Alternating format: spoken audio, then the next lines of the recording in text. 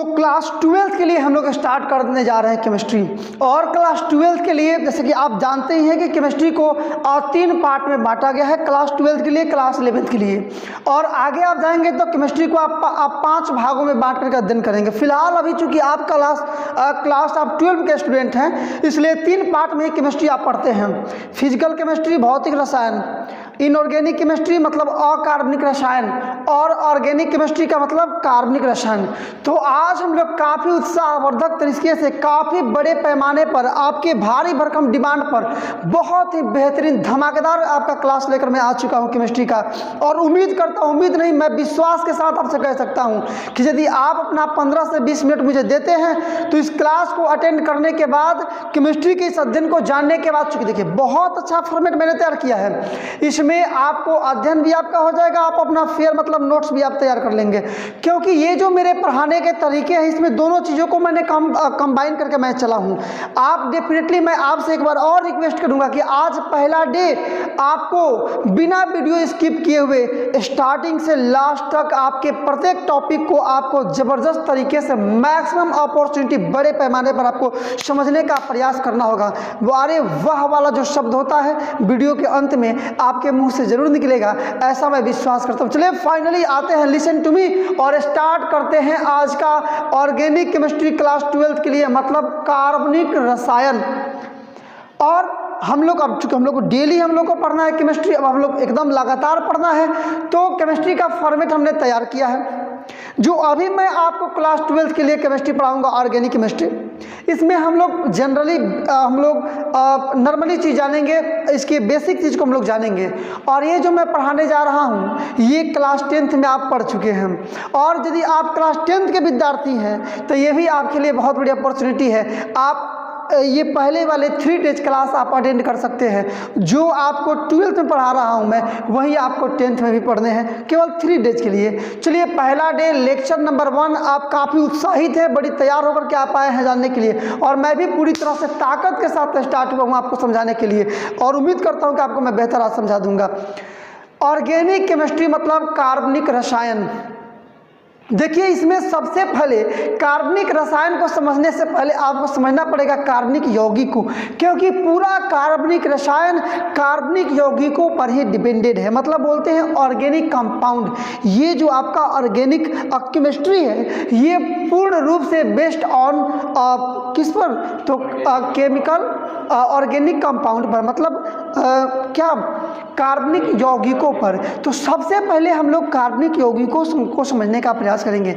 और जैसे ही कार्बनिक यौगिकों की अवधारणा आप जान जाएंगे, ये कार्बनिक रसायन का जो पाठ है आप लाइन से पढ़ते चले जाएंगे। तो अभी आपको सीखना है क्या? कार्बनिक रसायन, कार्बनिक यौगिक। Concentrate to your mind for organic compound, कार्बनिक यौगिक। देखिए, यहाँ मैं कुछ आपको समझा देता हूँ, आइए फॉलो मी। ये आपका high level chemistry classes start हुआ है। कार्बनिक ऑर्गेनिक केमिस्ट्री हम लोग पढ़ रहे हैं क्लास 12th के लिए। इस लेसन पर, मतलब पहला लेसन हम लोग का पढ़ता है क्या? Halo alkanes and halo benzenes. वहीं क्लास 10th के लिए मैं बात करूँ तो केमिस्ट्री का लेसन नंबर 4, देखिए क्लास 10th के लिए केमिस्ट्री का lesson number 4, carbon and its compound. आप ये लेसन नंबर 4 है, यही चीज़ आपको वहाँ भी पढ़ना पड़ेगा। और हम लोग स्टार्ट कर रहे हैं जानना ऑर्गेनिक कंपाउंड मतलब कार्बनिक यौगिक। अरे भाई, कार्बनिक यौगिक का मतलब ना एक ऐसा यौगिक जिसमें कार्बन उपस्थित हो। हालांकि इसका जो डिफिनीशन है, इसका परिभाषा है, बहुत ही जटिल नहीं, एकदम सरल तरीके से, आकर्षक तरीके से मैं आपको समझाऊंगा। पहले आप जान लीजिए कार्बन क्या है। तो आप जानते हैं कि कार्बन का परमाणु क्रमांक 6 और संकेत C होता है। लेकिन क्लास 12th या क्लास 10th में आपको ये नहीं लिखना है। इस लेसन को स्टार्ट करने से पहले आप लिख लीजिएगा कार्बन के विषय में। तो देखिए, कार्बन एक सार्वभौमिक तत्व है। सार्वभौमिक तत्व का मतलब ना सभी जगह पाया जाने वाला तत्व। जैसे इस ब्रह्मांड में जितनी भी चीज़ें जलती हैं वो सब में कार्बन है, क्योंकि कार्बन ही जल सकता है, कोई दूसरा पदार्थ जल नहीं सकता है। आपका लोहा है या टीन है या एल्यूमिनियम है या तांबा है या सोना है या चांदी है, क्या वो जलेगा? जी बिल्कुल नहीं जलेगा। तो वही चीज़ें जलते हैं जिसमें कार्बन है। हमारे शरीर का निर्माण भी कार्बन से हुआ है, इसलिए शरीर भी जलता है। जितने आप चीज़ें देखते हैं वो जितने जलते हैं वो तो सारे कार्बन है ही। जो चीज़ें आप देखते हैं कि नहीं जलते हैं, कुछ कुछ चीज़ें उसमें भी कार्बन है। जैसे अभी वायुमंडल में हम जलाएंगे तो हमने अभी लेकर के माचिस को हम लोग जलाएंगे तो ये जो पूरी यहाँ आग नहीं पकड़ेगी, लेकिन वायुमंडल में कार्बन डाइऑक्साइड है, मतलब कार्बन डाइऑक्साइड CO2 मतलब उसमें C है। वायुमंडल में कार्बन डाइऑक्साइड की मात्रा 0.03% पाई जाती है। तो इसका मतलब आप तो समझ गए कि जितनी चीज़ें जलती हैं उसमें डेफिनेटली कार्बन है। कुछ ऐसे भी चीज़ें हैं जो नहीं जलती है फिर भी उसमें कार्बन है। आपको क्या लिखना होगा स्टार्टिंग में, आप पहले फिर स्टार्ट कीजिएगा बनाना तो ऐसे ही लिखिएगा, कार्बनिक यौगिक, हेडिंग दीजिएगा कार्बनिक यौगिक, उसमें लिखिएगा कि कार्बन एक सार्वभौमिक तत्व है, अर्थात यह प्रकृति में सभी जगह पाया जाता है। मतलब प्रकृति में सबसे अधिक यौगिक कार्बन के ही हैं। प्रकृति में लगभग 80% यौगिक केवल कार्बन के ही हैं। यह जो कार्बन है यह सजीवों में भी पाया जाता है और इन निर्जीवों में भी पाया जाता है। ध्यान से सुनिएगा, कार्बन सजीवों में भी पाया जाता है और निर्जीवों में भी पाया जाता है। यह सजीवों में किस किस रूप में पाया जाता है? तो यह सजीवों में कार्बोहाइड्रेट, वसा, प्रोटीन, न्यूक्लिक एसिड इत्यादि के रूप में पाया जाता है। जबकि वही बात करें निर्जीवों की, निचले स्तर की, तो इसमें कार्बोनेट और बाइकार्बोनेट के रूप में पाया जाता है। वायुमंडल में भी कार्बन डाइऑक्साइड की मात्रा 0.03% है। कार्बनिक यौगिकों को परिभाषित करने के लिए 2 सिद्धांतों का प्रतिपादन अभी आज तक किया गया है। ओके, यहाँ तक डन। अब आपको बोलना है तो क्या बोलिएगा, एक बार और मैं रिपीट कर देता हूँ, क्योंकि मैं चाहूँगा कि ये जो पीछे देख रहे हैं ये सर आपके फेयर के लिए लिखा गया, आपके नोट्स के लिए लिखा गया। मैं अभी हट जाऊँगा, आप क्लियर इसको उतार पाएंगे, लेकिन मैं चाहूँगा कि आपको रटना ना पड़े। क्लास में ही, इस क्लास में ही वीडियो को देखते समय आपकी कॉन्सेप्ट इतनी क्लियर हो जाए कि पूरा टॉपिक आपको बहुत ही बेहतरीन ढंग से याद हो जाए। जैसे जो हमारे भाई बहन आकर क्लास में पढ़ते हैं वो लोग मेरे विषय में जानते हैं। मैं जिस टॉपिक को भी पढ़ाता हूँ केमिस्ट्री से, केमिस्ट्री मेरा मेन सब्जेक्ट है, तो मैं केमिस्ट्री में जिस टॉपिक को ही समझाता हूँ बच्चे क्लास में ही याद कर लेते हैं। तो मैं प्रयास करूंगा कि वीडियो के माध्यम से भी, जो वीडियो मैं आपके तक भेज रहा हूं, इस वीडियो को सुनते समय ही आप पूरी कॉन्सेप्ट को क्लियर कर लें। क्या बोलना है आपको कि कार्बन एक सार्वभौमिक तत्व है, प्रकृति में सबसे अधिक यौगिक कार्बन के ही पाए जाते हैं। कुल यौगिकों का लगभग 80% यौगिक केवल कार्बन के हैं। यह जो कार्बन है यह सजीवों में भी पाया जाता है और निर्जीवों में भी पाया जाता है। यह कार्बन सजीवों में कार्बोहाइड्रेट, वसा, प्रोटीन, न्यूक्लिक एसिड इत्यादि के रूप में पाया जाता है। की बात करें निर्जीवों का, तो निर्जीवों में कार्बोनेट और बाइकार्बोनेट के रूप में पाया जाता है। वायुमंडल में भी कार्बन डाइऑक्साइड की मात्रा 0.03% है और कार्बनिक यौगिकों को परिभाषित करने के लिए 2 सिद्धांतों का प्रतिपादन किया गया है। अब देखिए फेयर में आप इस चीज़ को कहाँ से कहाँ तक नोट करेंगे, फॉलो मी, फॉलो कीजिएगा मुझको।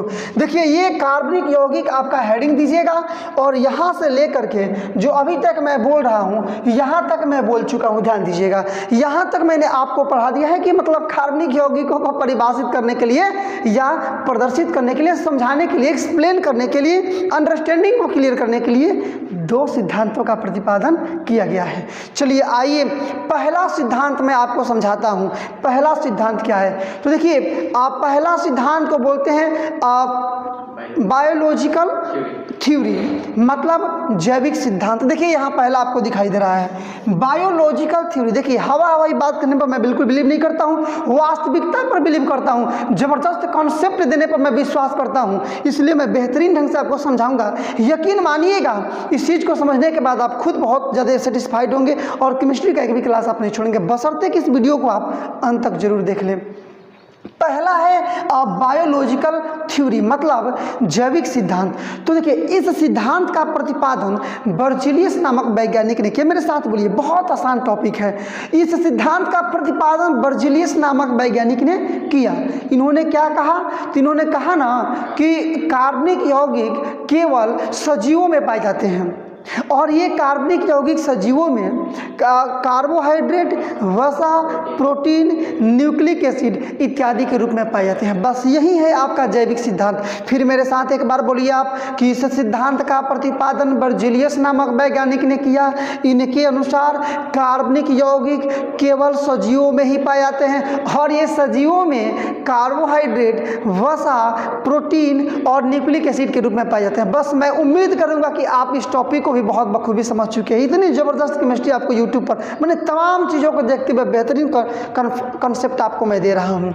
ये आपका बायोलॉजिकल थ्योरी कंप्लीट हुआ। तब कार्बनिक यौगिकों को परिभाषित करने के लिए दूसरा भी एक सिद्धांत है, इसको बोलते हैं आधुनिक सिद्धांत। देख सकते हैं आप, मॉडर्न थ्योरी, इसको बोलते हैं ना आधुनिक सिद्धांत।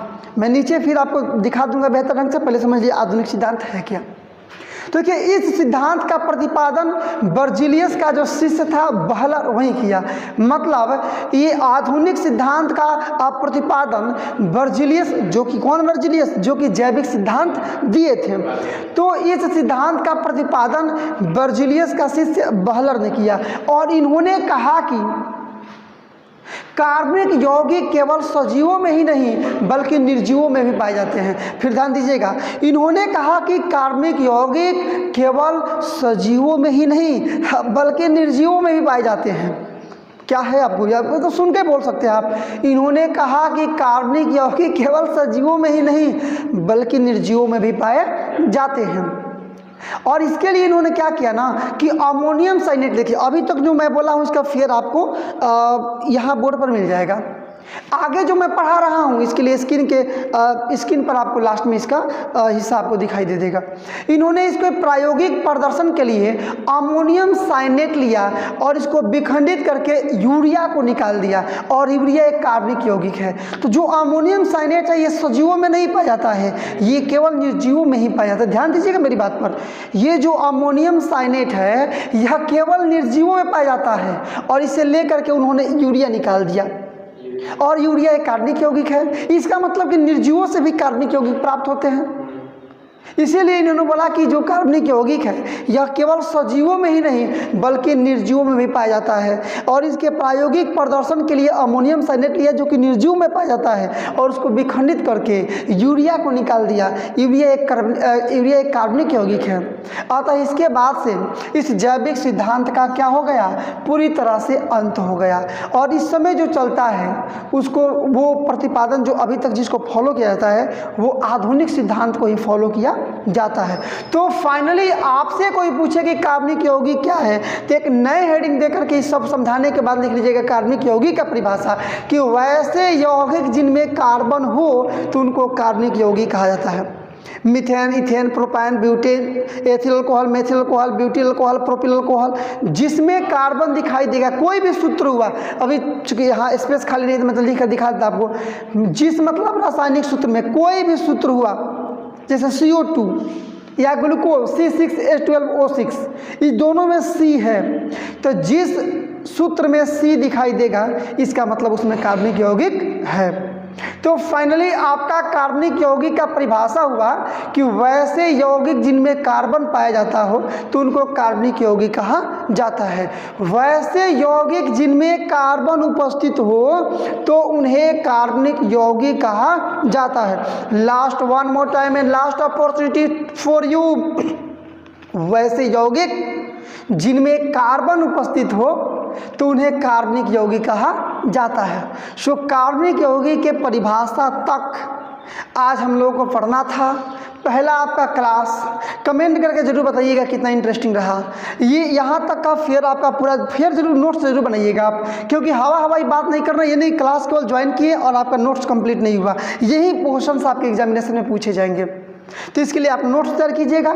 जो हिस्सा व्हाइट बोर्ड पर रहेगा सो रहेगा, जो नहीं रहेगा अब अभी स्क्रीन पर आप देख पा रहे होंगे, ये इसका शेष हिस्सा था, आप इसको भी नोट कर लीजिएगा।